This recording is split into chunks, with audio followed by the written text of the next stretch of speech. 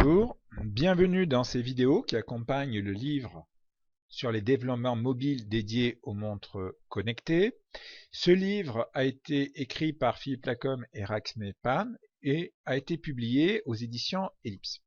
Le contenu de ce livre est centré sur les développements Android et Tizen. Dans le contenu de ce livre, on apprend en particulier à programmer les montres proposées par Samsung ou Sony, et on va rappeler les fondamentaux liés à la programmation de ces différents objets. Nous sommes des auteurs qui venons du monde universitaire. Nous avons publié déjà chacun des livres dans la collection Ellipse, mais aussi dans d'autres collections, et nous sommes des enseignants-chercheurs de l'université actifs dans des domaines de recherche variés qui vont des web services jusqu'aux problèmes d'optimisation. Vous pouvez, si vous le souhaitez, nous retrouver sur les pages auteurs du site Amazon. Vous trouverez sur ces différentes pages une courte présentation de nos travaux et de nos ouvrages pédagogiques, que ce soit en ce qui concerne Philippe Lacombe ou Raxme Pan.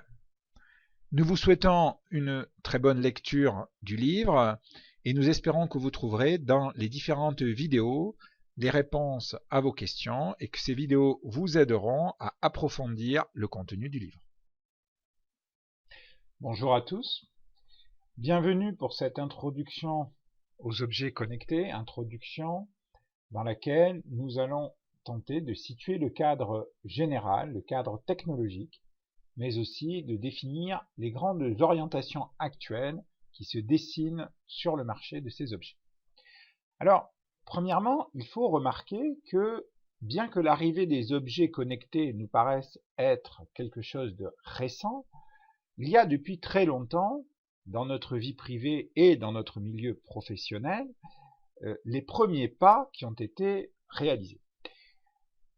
Les puces RFID, mais aussi tous les systèmes d'étiquetage automatisés sont les premières technologies qui ont été mises en place pour pouvoir identifier de manière unique un objet. Pensons aussi à l'arrivée dans nos environnements professionnels, mais aussi dans notre sphère privée, de très nombreux capteurs toujours plus sophistiqués.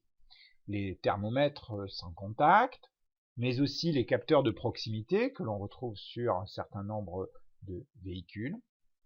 Et remarquons que l'ensemble de ces capteurs, depuis très longtemps, sont munis de connectiques. Sous la forme de câbles, on peut ainsi relever des informations et les stocker sur un PC. Et récemment, l'innovation principale a été de permettre une connexion sans fil, via Bluetooth ou via Wi-Fi de ces objets, dans l'objectif de collecter des données. Et parmi tous ces objets connectés, qui sont les plus répandus, on retrouve l'ordinateur portable et depuis à peu près 2007-2008, le téléphone portable.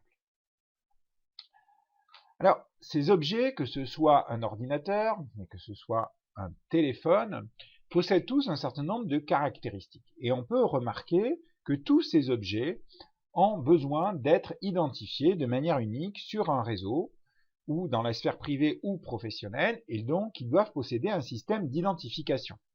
Pensons au numéro unique qui identifie notre smartphone, pensons aussi à l'adresse IP d'un équipement, mais pensons aussi, pourquoi pas, à un numéro sur la carte réseau. Et ces objets sont d'autant plus intéressants dans notre milieu professionnel et dans notre vie privée, dans notre sphère privée, qu'ils autorisent un certain nombre d'interactions. Et en particulier, ces objets sont très souvent des outils de collecte de l'information qui est par la suite traitée par des moyens automatisés sur un PC, sur un serveur, pour fournir des résultats. Pensons par exemple aux capteurs permettant d'évaluer son effort physique ou de favoriser l'entraînement d'un sportif. Alors, moyennant le fait que ces objets aient une autonomie suffisante pour présenter un intérêt manifeste dans leur utilisation, autonomie qui aujourd'hui encore pose quelques soucis, on peut tous constater que ces objets ont envahi notre monde professionnel et notre sphère privée, et ils sont de plus en plus variés et de plus en plus performants. Aujourd'hui, le marché de ces objets connectés est un marché en pleine croissance. Les ventes ne cessent de croître et représentent aujourd'hui plusieurs milliards en termes de chiffre d'affaires. Bien peu d'éléments de notre société échappent à cette évolution vers les objets connectés. Mais certains éléments se trouvent à la convergence d'un grand nombre de technologies autour de ces objets connectés. On a tous peut-être remarqué l'avènement des villes connectées et de la tendance de fond qu'on nomme généralement l'arrivée des Smart Cities. Derrière ce nom se cache une évolution majeure qui consiste à équiper nos grandes agglomérations des moyens technologiques pour collecter de l'information sur l'ensemble du réseau routier ou plus généralement du réseau de distribution ou d'alimentation de la ville.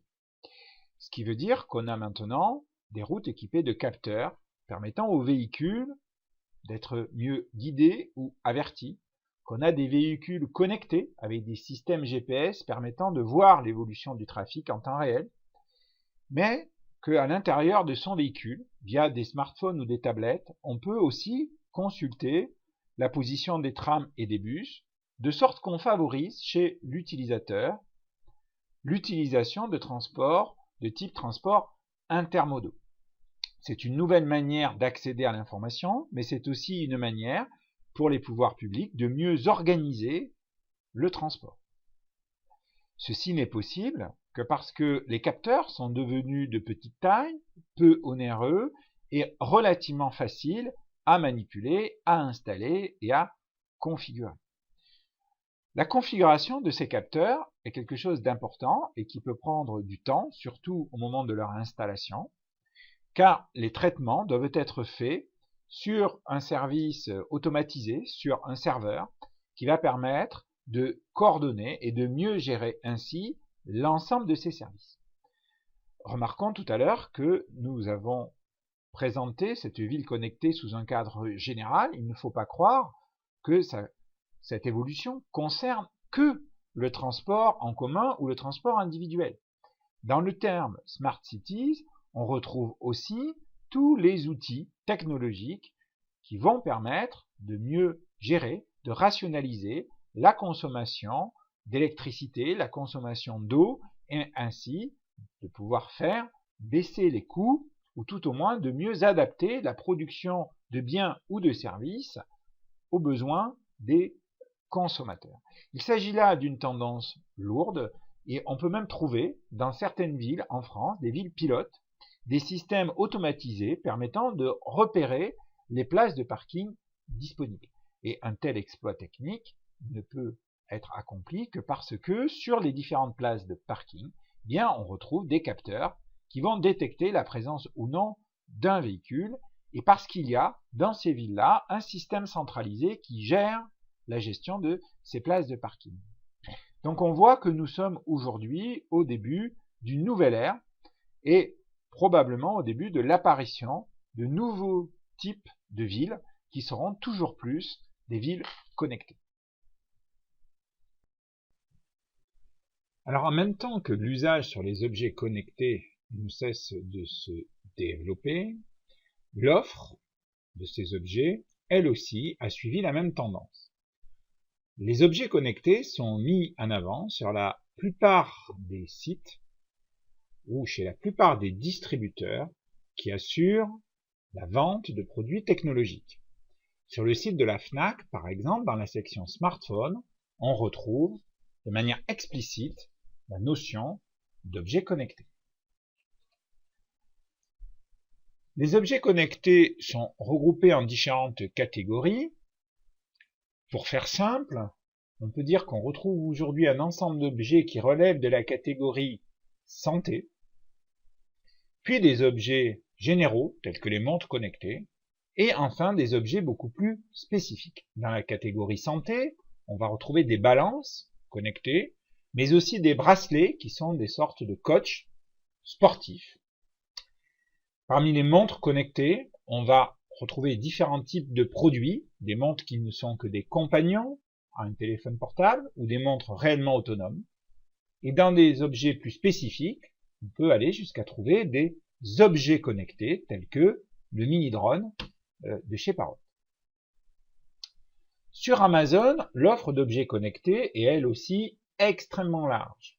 Et comme sur le site de la Fnac, on va retrouver les objets liés à la santé, les montres connectées, et ensuite une offre relativement diversifiée, allant des objets connectés pour la gestion de la lumière, aux stations météo, et aussi aux jeux.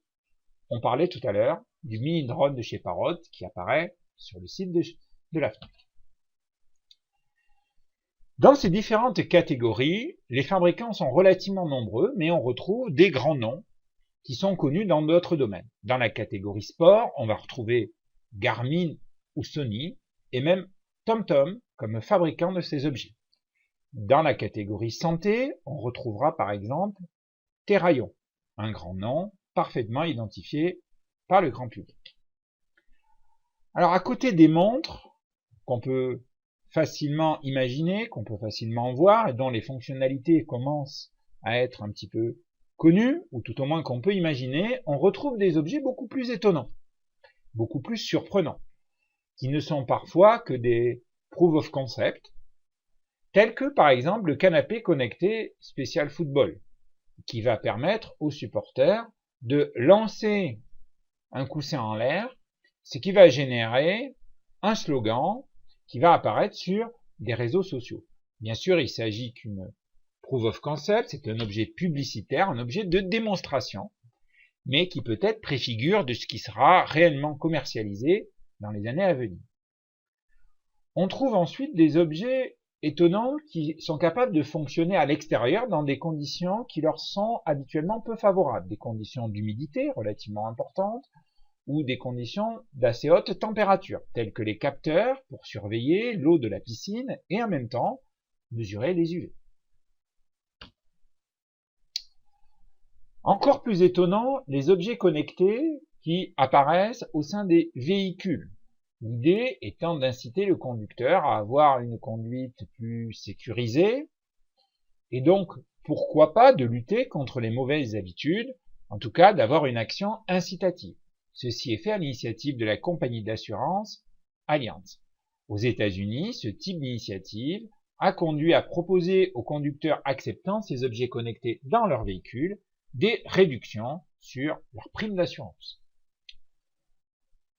À côté de ces objets, on a aussi les objets pour un usage dans le cercle privé, tels que les objets qui vont permettre d'assurer la sécurité des enfants. On peut citer ici les objets proposés par LG, le Kaizen en particulier, qui va permettre aux parents de rester en contact avec les enfants. La sphère privée est relativement large. La cuisine est un endroit important. Il y a eu dans ces dernières années des tentatives pour créer des réfrigérateurs connectés. Ces tentatives n'ont pas connu le succès escompté. Samsung tente à nouveau de développer une offre sur ce segment de marché. Et aujourd'hui, on peut acheter, aussi surprenant que cela puisse paraître, un réfrigérateur connecté. À côté des objets pour la santé, des objets pour la sphère privée, on trouve un ensemble d'objets pour les sportifs qui sont de véritables coachs, tels que par exemple les objets destinés aux golfeurs. On peut penser à Zep 3D, qui est un analyseur de swing de golf. L'objet connecté le plus répandu dans nos environnements professionnels et dans notre sphère privée est sans contestation possible le smartphone. On oublie par là même que l'ordinateur portable est lui aussi un objet connecté. Les smartphones ont connu un développement très important à partir de l'arrivée en 2007 de l'iPhone promu par Apple. Cela a transformé le téléphone en un terminal portable, en un ordinateur portable sur lequel il est possible de faire tourner un certain nombre d'applications. Aujourd'hui, le marché des smartphones est fragmenté en 3 blocs principaux. Tout ce qui concerne l'écosystème Apple relève du monde Apple et des outils spécifiques de ce monde-là, c'est-à-dire une programmation avec Objective-C et la nécessité de posséder, pour réaliser des applications sur terminaux Apple, Xcode et par là même un ordinateur Macintosh. On trouve ensuite le monde Windows Phone, promu par Microsoft, avec comme langage de programmation le C# et l'IDE préconisé Visual Studio. Il faut noter que pour iOS et pour Windows Phone, il est nécessaire de payer un abonnement annuel de quelques dizaines d'euros. BlackBerry a connu une heure de gloire il y a quelques années, mais aujourd'hui est un acteur très secondaire du marché des smartphones, qui aujourd'hui, pour une large majorité, est détenu par des terminaux fonctionnant sous Android.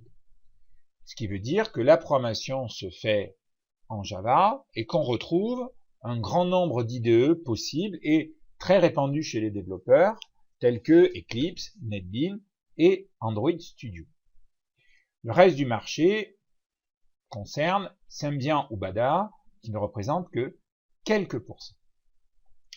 Les terminaux sont relativement nombreux, mais très limités chez Apple, qui ne propose que 3 ou 4 téléphones à son catalogue, alors que dans le monde Android, on a le choix entre une multitude de constructeurs tels que Samsung, HTC ou Nokia. Nous verrons par la suite que pour les montres connectées, le marché est lui aussi divisé en plusieurs types de terminaux avec plusieurs types de constructeurs. Intéressons-nous maintenant aux montres connectées. Alors, il serait complètement vain et sûrement très peu intéressant de tenter de décrire la totalité du marché autour des montres connectées. Toutefois, il peut être intéressant d'en dresser un panorama en essayant de montrer les points principaux qui s'organisent ou qui servent de support à l'offre aujourd'hui. Alors, citons d'abord un des leaders du marché, Samsung. Samsung qui, dans son offre aujourd'hui, possède des montres à la fois sous Tizen et sous Android Wear, tout comme ses concurrents tels que Sony ou Chronos par exemple. Il faut noter que Samsung a des montres qui sont aussi sous leur environnement propriétaire Tizen et que ceci nécessitera, et nécessite déjà aujourd'hui de la part des programmeurs, un certain apprentissage pour tirer profit de ces environnements de programmation. Ces montres sont relativement variées de par leurs caractéristiques techniques, mais la plupart de ces montres aujourd'hui sont des montres qui sont des compagnons au smartphone et qui ne sont pas des montres téléphone, dans le sens où elles ne comprennent pas d'emplacement pour une carte SIM. Ainsi, on ne peut pas téléphoner avec une montre Samsung Gear Life si jamais le téléphone portable n'est pas à côté, à portée en tout cas, de la montre. Il faut noter que pour chacune de ces montres, il est nécessaire de s'intéresser au téléphone portable compatible. La liste peut être parfois très restreinte, mais en tout cas, pour la plupart de ces montres, cela nécessite des terminaux relativement récents pour que l'appareillage avec le téléphone puisse se faire. Alors, parmi toutes ces montres, notons une des leaders du marché, en tout cas une des montres les plus connues sur le marché, la Samsung Gear 2, qui est une montre haut de gamme fonctionnant sous le système Tizen. La caractéristique principale de cette montre, c'est qu'elle ne fonctionne qu'avec un nombre très limité de téléphones, qui sont des téléphones de marque Samsung, et uniquement certains téléphones de la marque Samsung. Dans son offre commerciale, Samsung a aussi développé des montres qui fonctionnent sous Android et qui peuvent être appareillées avec d'autres téléphones que des téléphones Samsung. Il s'agit de la Samsung Gear Line. D'autres montres, beaucoup moins connues, sont proposées par d'autres fabricants, citons la Z Splash, par exemple, dont la particularité est de pouvoir être appareillé à des téléphones Android, mais aussi à des téléphones de marque Apple. La Time Zero de chez LG est promue par la société LG et malheureusement, certaines fonctionnalités de la montre peuvent être ou non actives en fonction du type de téléphone avec lequel la montre est connectée. Il s'agit ici d'une montre plutôt moyenne gamme en termes commerciaux. Sony, aujourd'hui, propose sur le marché des montres concurrentes avec l'offre de Samsung, la Smartwatch et la Smartwatch 2, qui sont des montres plutôt haut de gamme, qui sont des montres fonctionnant sous système Android. Pour les montres téléphones, celles possédant un emplacement pour une carte SIM, on peut noter la TrueSmart, qui n'a pas besoin de téléphone portable pour fonctionner, mais aussi la montre PIN, qui elle est plus un téléphone déporté au poignet de par une taille très importante et qui possède la capacité à être détaché de son support par un système de clips relativement ingénieux et qui peut donc être tenu à la main sans qu'on ait besoin de décrocher le bracelet de la montre.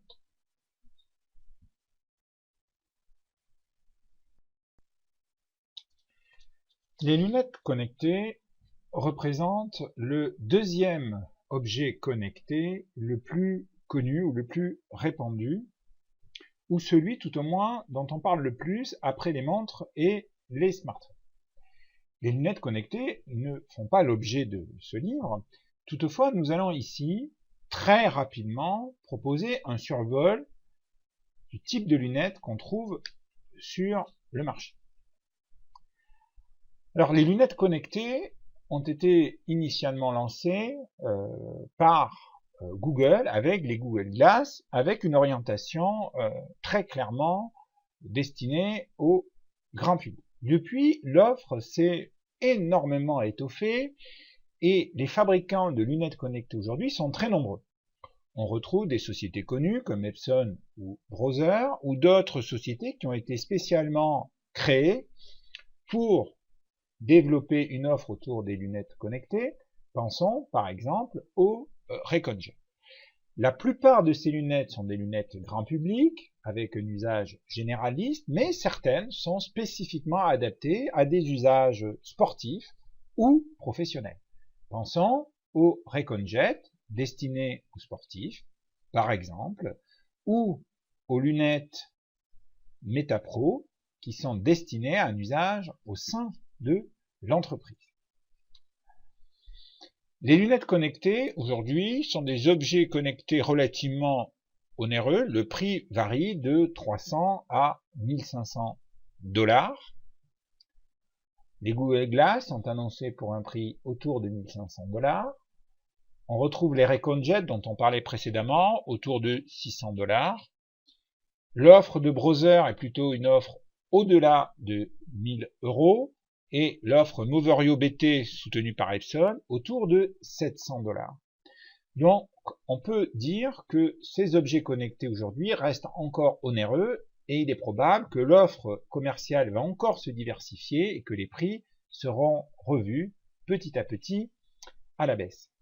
Ces objets connectés sont des objets relativement performants avec des autonomies variables de quelques heures à plusieurs jours, mais équipés de capteurs tels que le GPS, des caméras et des systèmes Bluetooth qui font que ces lunettes sont susceptibles de rendre de réels services, en particulier pour les sportifs et dans le milieu professionnel. Montrons par exemple ici une lunette destinée à un grand public, il s'agit des Wion Glass, qui est essentiellement conçu comme étant un complément aux appareils mobiles et qui s'accompagne en plus d'un SDK disponible à l'heure où ce livre est écrit et les développeurs sont déjà susceptibles de tester le produit. Les Reconjet, très clairement orientés pour les sportifs, c'est un projet de lunettes relativement bien avancé qui s'accompagne en plus d'un SDK et d'une API relativement étoffée. Terminons par les VUSX. VUSX qui sont des lunettes qui peuvent être utilisées à la fois dans le monde professionnel et aussi dans la sphère privée, qui sont des lunettes relativement évoluées avec des prix autour de 6 ou 700 €. Alors, l'ensemble de tous ces objets connectés très variés, que ce soit téléphone, montre et lunettes, connaissent un développement très important à destination en particulier des sportifs ou du milieu professionnel. Il faut toutefois noter que ces objets connaissent un engouement particulier comme coach sportif et de manière générale ont un positionnement très orienté vers la santé. Alors la e-santé, c'est-à-dire ce qu'on appelle aujourd'hui les technologies autour de la santé, les innovations technologiques sont extrêmement nombreuses et aujourd'hui beaucoup d'utilisateurs de smartphones ou bientôt de Google Glass ont des préoccupations autour de la santé ou tout au moins autour de préoccupations très proches de la santé, de l'activité physique, de l'activité sportive. C'est un marché en plein essor. Et la M-santé, c'est-à-dire la conception d'outils qui sont orientés typiquement pour les appareils mobiles, est très très nombreux. Pour s'en convaincre, il suffit de constater l'offre que l'on trouve sur les différents magasins en ligne, magasins Android ou sur iPhone, où le nombre d'applications destinées à la santé ou à contrôler son activité physique ou coach sportif est extrêmement élevé. La demande est très forte là-dessus et on peut raisonnablement penser que l'offre sur la santé va continuer à se développer et qu'il y a un réel besoin parce que les consommateurs, les utilisateurs aujourd'hui sont extrêmement demandeurs de ces produits.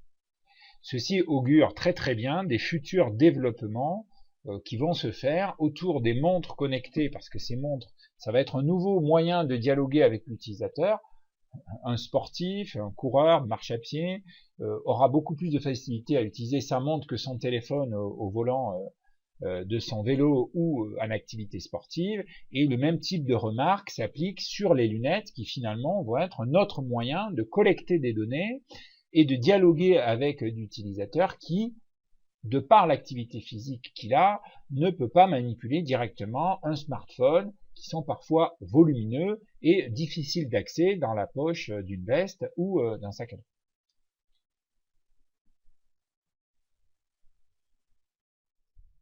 Alors, en conclusion, on peut dire aujourd'hui que nous sommes au début d'une révolution qui est l'apparition de l'Internet des objets, que l'Internet des objets finalement a commencé depuis longtemps, qu'il s'agit de connecter des objets entre eux. Les premiers objets ont été les ordinateurs portables, on a vu apparaître les téléphones portables, et aujourd'hui sur le marché, l'objet qui est en train de se répandre le plus vite, eh bien, ce sont les montres connectées. Et demain, mais ça a déjà commencé, ce sera, et c'est déjà en partie, les lunettes connectées. Dans le cadre de ce livre, nous allons aborder la programmation des smartphones. Cela va nous servir d'introduction et nous permettra de rappeler les éléments fondamentaux. Et nous nous concentrerons sur les montres connectées, avec d'une part des développements sur des montres connectées fonctionnant sous Tizen, des développements sur des montres connectées fonctionnant sous Android, et ensuite une petite partie dédiée aux montres connectées qui sont en réalité des smartphones, c'est-à-dire qui possèdent une carte SIM intégrée. Et là, il s'agira aussi de développement réalisé sur Android. En espérant que cette introduction aura répondu à vos attentes, nous vous invitons à consulter le site web du livre et à nous suivre dans les vidéos suivantes.